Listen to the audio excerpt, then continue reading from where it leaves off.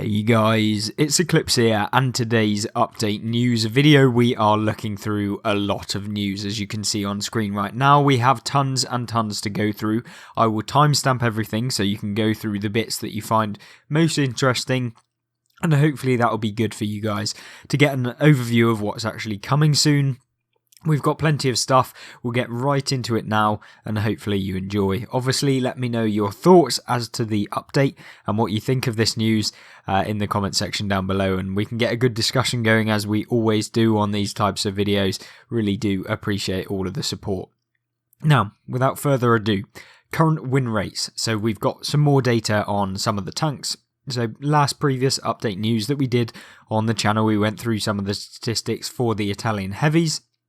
And now we're going to actually look at the current win rates for the Western Alliance light tanks. So we've got the M24 Chaffee, the M41A1 Walker Bulldog, and so on and so on. Basically, they're looking pretty average. We've got 49.5%, 52%, 48, 56. Of course, the M55-1 Sheridan is like the top tier one, I believe, in the first era. So that's more interesting, and hence why it's probably got a higher win rate. The Stingray seem to be doing quite well, both the standard one and the Stingray 2. The Bradley's not so good, and the M8 AGS is doing better, and then the M60A2, the Starship, I believe it is at 50% as well. Now, all very interesting. Obviously, let me know what you think about these statistics. It is only been from 3 days, so we can't really make too much of a mind up. So, yeah, 3 days. Obviously, people are going to be jumping straight into them to give them a go, and so yeah, I wouldn't take too much from these statistics. As far as the Italian heavies, they've basically looked at how many people have played them. Don't think anyone's going to be particularly interested in how many people have the tanks themselves. But yeah, Rinoceronte, 597 people now own it. And of course, if you want to look at the statistics of them, then you can do. As far as the marks of excellence go on the Italian heavies, which they don't normally share apparently, in order to 3-mark the Progetto CC55 Mod 54, you're going to have to require 3050 damage. Now that combines both spotting, assistance and actual damage, so in order to get the third mark on the tier 8 you'll have to have 3050. Normally it's 2250, but that's because it's brand new, everyone's going for the marks of excellence, and so the tank's getting played more, and therefore the marks of excellence are slightly higher than usual, especially when the hardcore players get to the tank first, because they're the ones that spend the most time on the game, and typically they're going to have more time to actually put into getting the third mark, so hence why the damage games tend to be higher. That's because the more experienced players are playing them, and that's why you see these statistics so much higher than all of the normal statistics within the game. Of course, you know, there's always that lies, damn lies and statistics, and so yeah, these fall straight into that category. Of course, the tank, just because it has higher damage or combined damage, doesn't mean it necessarily is actually higher. It, for the most part, just means that the tank is brand new, and this is typical with every single tank that gets released into the game. When it's brand new, these statistics are always higher, and that's just how it is. As far as some other information, on the 2nd of August, it is the 245th anniversary of the signing of the Declaration of Independence, and so there is a challenge for the We the People emblem.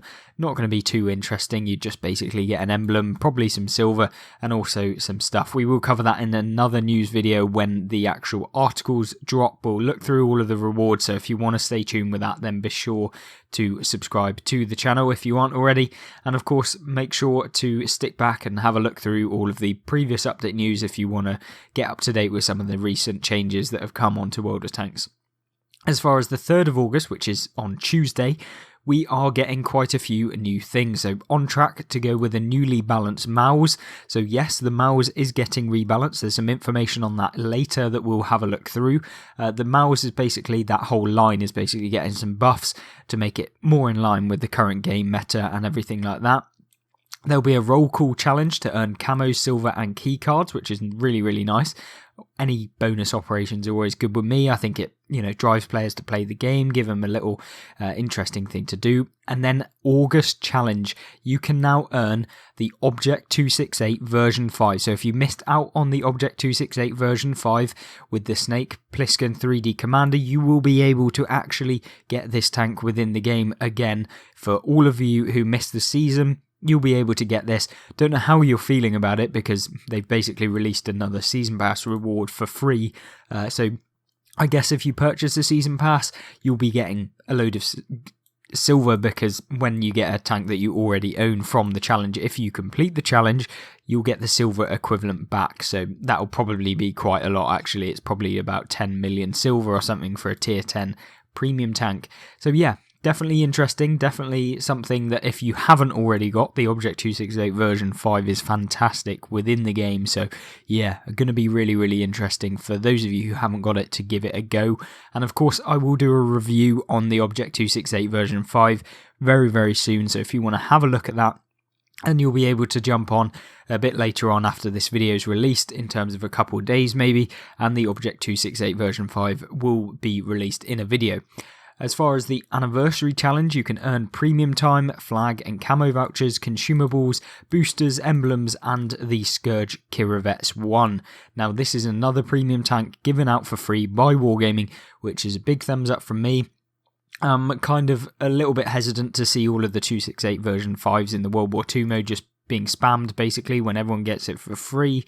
And then on the 6th to the 8th of August, there is anniversary weekend events where you get 4 times XP on first win in every vehicle, which means effectively it's like a 5 times XP event. And so every single time you win the first time in every vehicle, you'll get 5 times XP. So in terms of how you can maximize the effect of this, what you want to do is get ready all of your tanks within your garage that you're trying to get to the next one. Get that all ready, put your filters on so that you've got, all of the tanks that you are trying to grind towards the next one, not your tier 10s and stuff like that. So you want to be focusing on anything below tier 10 that you're trying to get the next one. And then what you want to do is when you jump on every single day, just play through them, doing the bonus op. So get your first win every single time on each of the tanks every single day of the weekend. And then you'll get 5 times XP 3 times over, because you can do it on the Friday, I believe. You can do it on the Saturday and the Sunday. And then once you've done that, you'll get 5 times XP 3 times over. So effectively, you'll be playing 5 games in just playing 1. And so, yeah, really, really is beneficial to jump on, saves so much time. And if you combine that with some crew XP boosters as well, and if you combine it with actual XP boosters, you can have some ridiculous amounts of XP in one game. I know back in the day when the string theory operation used to give you 5 times XP, you used to be able to get about 15,000 XP in one game if you had a particularly good game within World of Tanks, especially if you added on XP boosters alongside. Now, next week, there is a lot of information to go through, but we'll try and give it a little bit of a brief summary, but go through everything in detail and explain some of the things, what it means. Now, post-battle results screen. The scoreboard. Voice icon for those who are speaking is displayed, and you can mute the player from the scoreboard. So, yes, that's interesting, I guess. So now you can actually mute people. K91, camouflage scaling on the gun shows correctly. So basically, the camouflage should look good on the gun now, because apparently it was slightly distorted, and so yeah, it basically looked better. T72B, what happened with that? Well, adjusted the inscriptions to display correctly when the hero skin is applied, so that's always good if you've got the hero skin. And marks of excellence are now displaying on all of the guns attached to the T72B. Map rotation. The map rotation will now reshuffle automatically to keep the rotation unpredictable. Now, this is something very, very big. What people have been doing in the past, I don't know, basically they've been able to pick the map that they want to play on, because the map rotation used to go through a set periodic maps within the game every single 4 minutes. I think it got reshuffled to the next map in series. Basically what happened, people learnt the rotation of the maps, and so if they wait 20 minutes they could play a game in and they know what the map is going to be, so they could pick the specific map that they want to play in the specific tank, which meant, you're going to have a significant advantage if you're playing artillery and you don't want any town maps. You can just wait 4 minutes until the next map in the rotation that is a good one. And so, yeah, it was basically allowing players to pick what map they want to be on. And when people who aren't able to do that are still playing the game, or they don't realise, it becomes a really significant competitive advantage for players that were doing that. So that is getting removed. Thankfully, really didn't like that. That's why I didn't cover it on the channel. Just don't think it's something I wanted to promote, and I condone anyone that actually don't condone anyone that actually did this.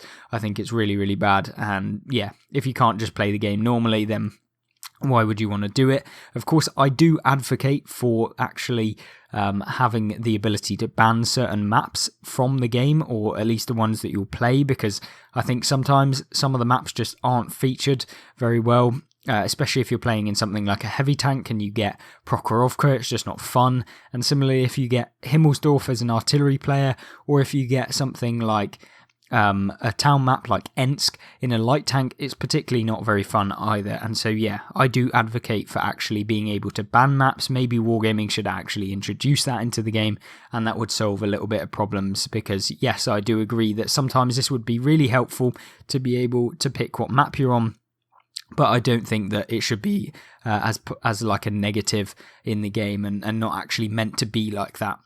As far as the IS-4 and the T-10, the log is no longer a hitbox and now correctly acts as spaced armour. Oh my god. The log... Are you being serious, Wargaming? You actually made the log at the back of the tank a hitbox. Wow. That's actually crazy. That's ridiculous. Finally, they've actually put that as spaced armour. That would be really, really triggering if I was playing in the IS-4 and the T-10. Absolutely ridiculous. And then finally, the IS-3 radio progression adjusted. So yeah, you can basically get the radio easier. Caro P88 now automatically unlocks for all players who elited the P43 biz. So that's always good. Now you'll be able to actually get the Caro P88 when it comes into the game next week. Bearing in mind, this is all for next week, so if you are able to take advantage of any of this stuff, then you have until next week on Tuesday, so be aware of that in case you try and jump on and you think that the mouse is going to get buffed or all of this stuff is in the game. It's not currently, and will be in on Tuesday. Now, moving on. Adjusted modules out of order and other issues for the American tech tree, LVP on various tanks. So basically there were some modules that were just in the wrong place and they've fixed them. New premium tank visible in the premium tech tree, not available for purchase on the premium tech tree, is the Arctic Hiss. And so yeah, that is just basically the Hiss, the Cobra Hiss, or whatever you want to call it, in the premium tech tree, but you can't actually purchase it. Then we have new 3D commanders sold in bundles only. Right, okay. This is what I don't like about some of the things Wargaming do. They will only sell them in bundles, which means they can boost up the price, and then it just leads to this whole thing where you only wanted one thing, but you have to pay for it in a bundle.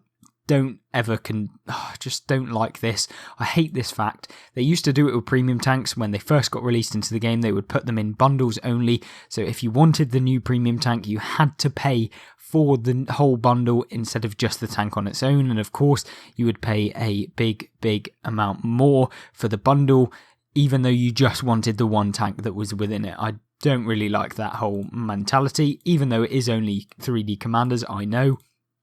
But there we go.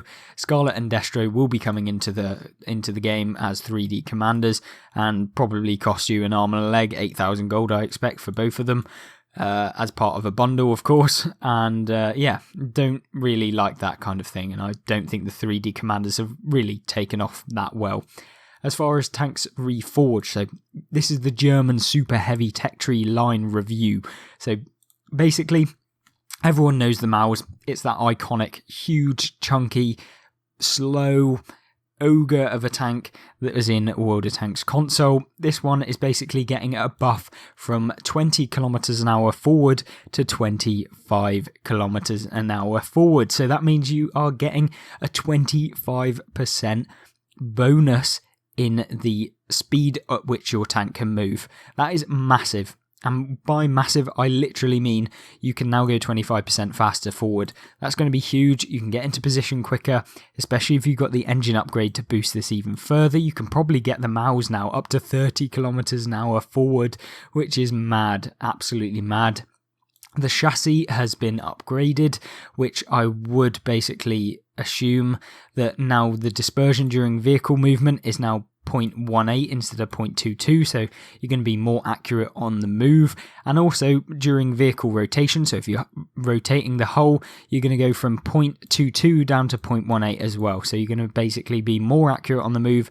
And the reload time has gone down from 15.4 to 14.5, so you've lost nearly a whole second on the reload. So the Maus has got a massive buff in this recent patch that's coming out on Tuesday. So if you are going towards the Maus, or you have the Maus but it's been gathering dust in your garage because it is pretty useless, then yeah, this is going to be massive for you as a player playing in the game. Yeah, definitely do appreciate all of the recent buffs to some of the older tanks within World of Tanks that just haven't really got enough love recently.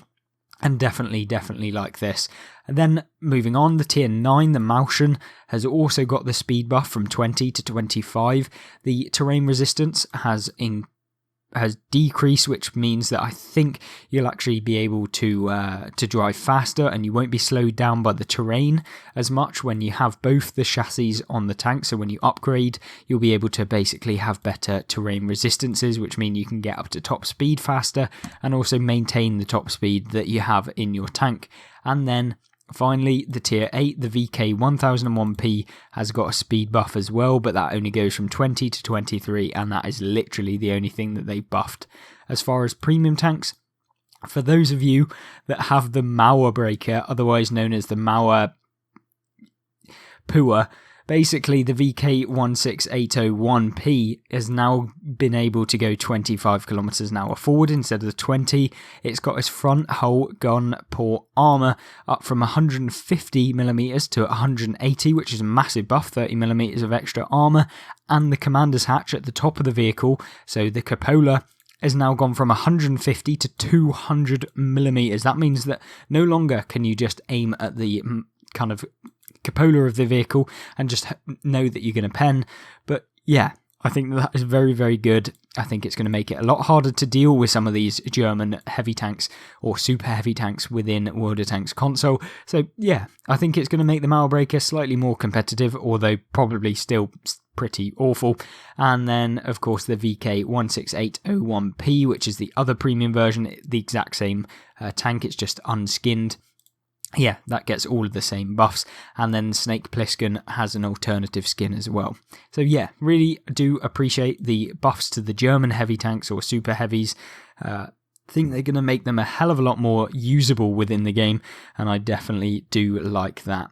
As far as the works in progress, which is another big section for this week's news, we have Hellfire Pass,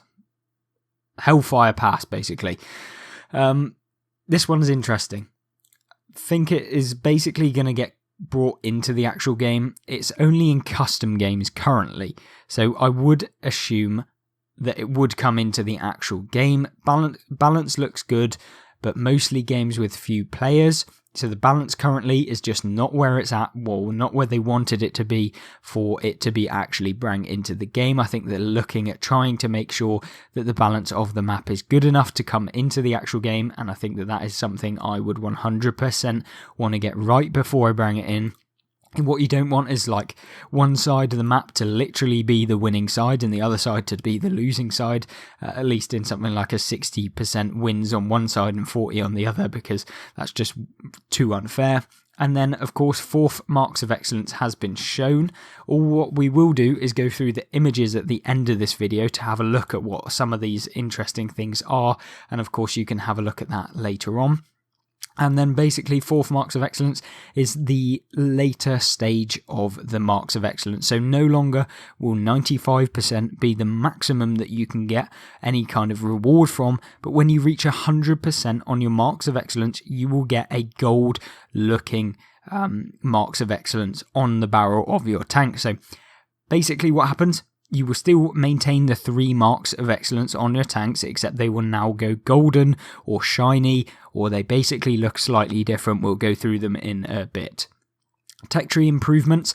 So we talked about in a previous update news that the tech tree was getting a change from the vertical one that we've currently got back to the original horizontal tech tree, where it went sideways left to right in terms of the tiers, going from tier 1 to tier 10, moving left to right. Yeah, definitely do want that back in the game. It was so much easier to understand. Don't think the vertical one worked at all. And yeah, there's a reason why all of the World of Tanks variants, other than console, do have the horizontal tech tree. As far as mercenary contracts, they are close to being finished. Yet again, they're just close to being finished.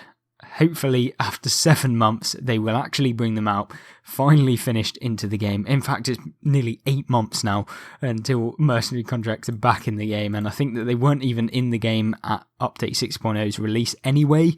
So yeah, come on Wargaming, let's get that finished, bring it into the game. Definitely give the opportunity for people to do something in the background of the season pass and stuff like that once they've finished. And then class-based matchmaking improvements. So hopefully what we'll see is actually that the classes are more balanced in terms of when you get into a game, it's not just 5 heavy tanks against 2 heavy tanks, 3 mediums, stuff like that, because what happens is, you're going to have one map, call it a town map, where heavies are predominantly the ones that have the best opportunity to deal more damage and perform better. If you then get an unbalanced team whereby one team has 10 heavy tanks, for example, and the other team has 5 heavy tanks, 5 mediums, and then they both just have 5 light tanks on either side, that's never going to happen. But what it does cause is, the tank with all of the heavy tanks is going to win, because it's a town map, it favours heavy tanks. Maybe they wouldn't win every single time, but they would win more times than not, and that's kind of where this class-based matchmaking improvements to come in. Hopefully it will basically make that so that that doesn't really happen ever again. And then we have another bit, multi-turreted tanks. So yes, we talked about them in our previous video, whereby multi-turreted tanks will now have a feature that will basically allow them to have 1 or more turrets, so you can move multiple turrets within the game. Anything from missiles as a turret system to literally any tank with more than 1 turret. So if you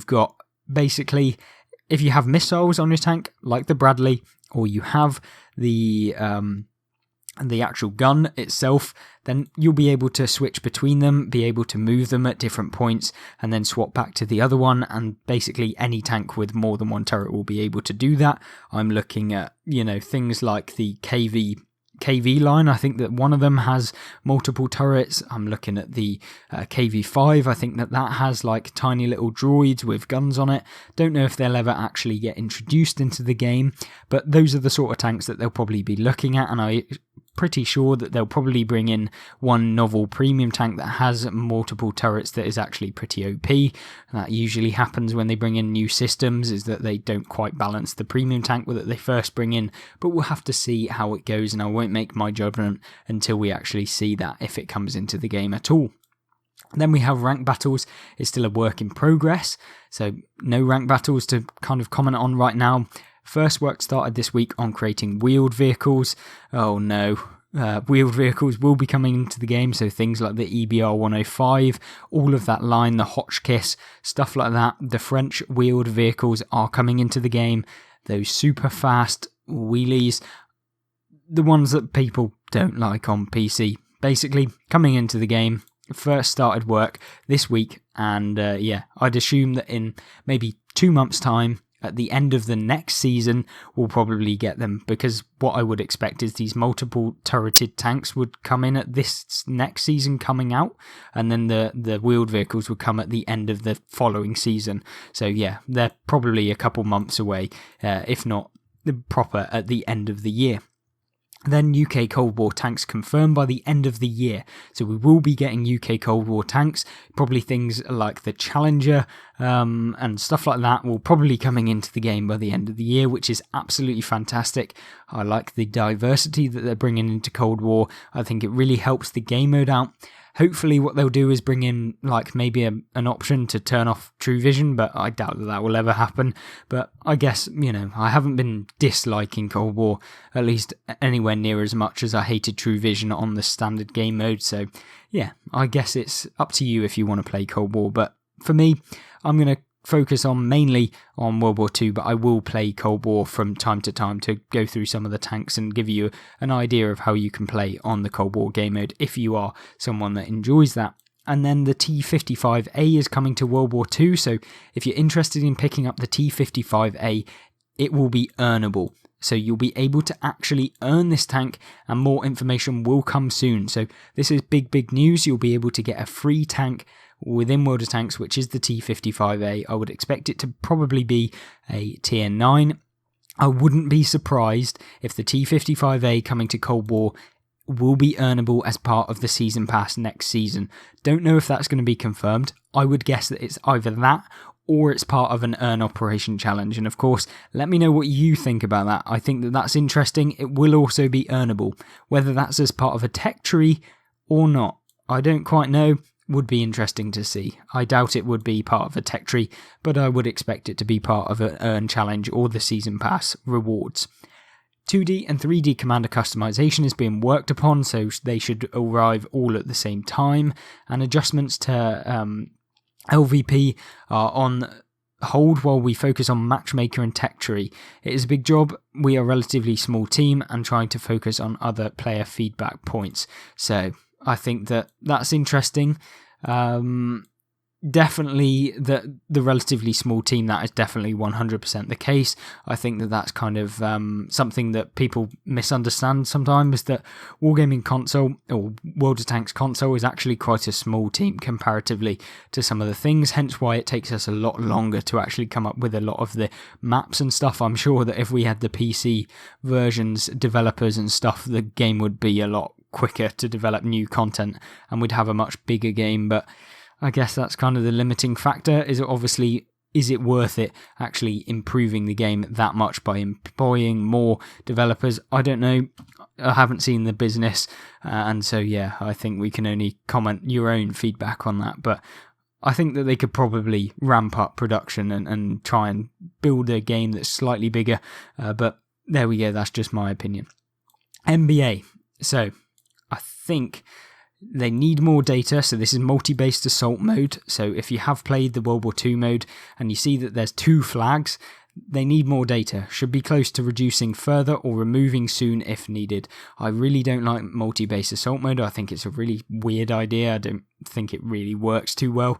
So I wouldn't be missing it if it was removed, so I'm sure that that's probably what will happen within the game. And then finally, the free tank XP sale and trade-in coming soon. Sounds like a big event, so yes, you will be able to trade in your tanks coming soon, but beware, I did make a video saying avoid trade-in event when they come in. So if you are interested in trading in some of the premium tanks that you already own, watch that video, understand it, learn about why it might not be as good a deal as you think, and why trading in some of your premium tanks for that is not always a good idea, and often you can get most of the tanks at sale discount anyway, so you're not really getting anything, and half the time you trade in a premium tank that you already own to get one at half price, but then you could have just waited maybe a month and then the tank would have probably come out on sale at 50% off anyway, and then you could have kept the premium tank that you owned and got another one for the same price, and you wouldn't have lost all of the gold and your premium tank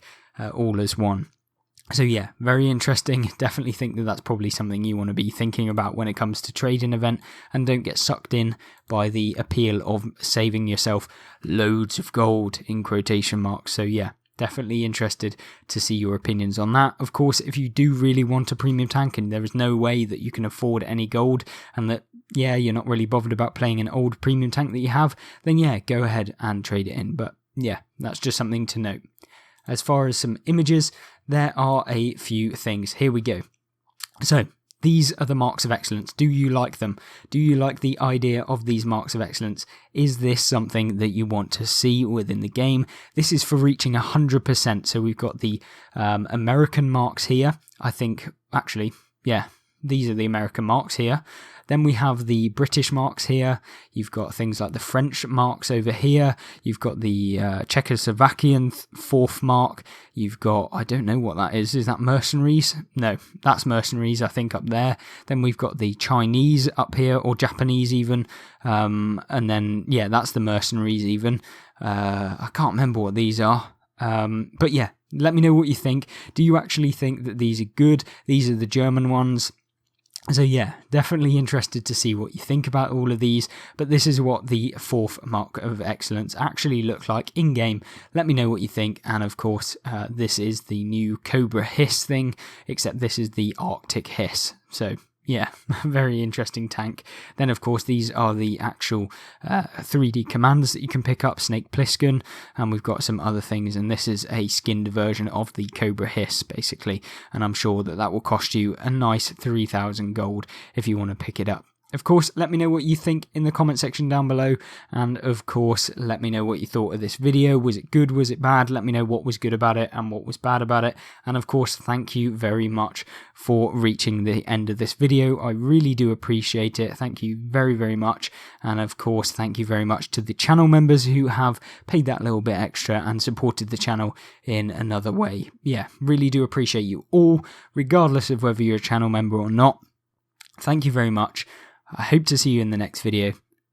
Goodbye.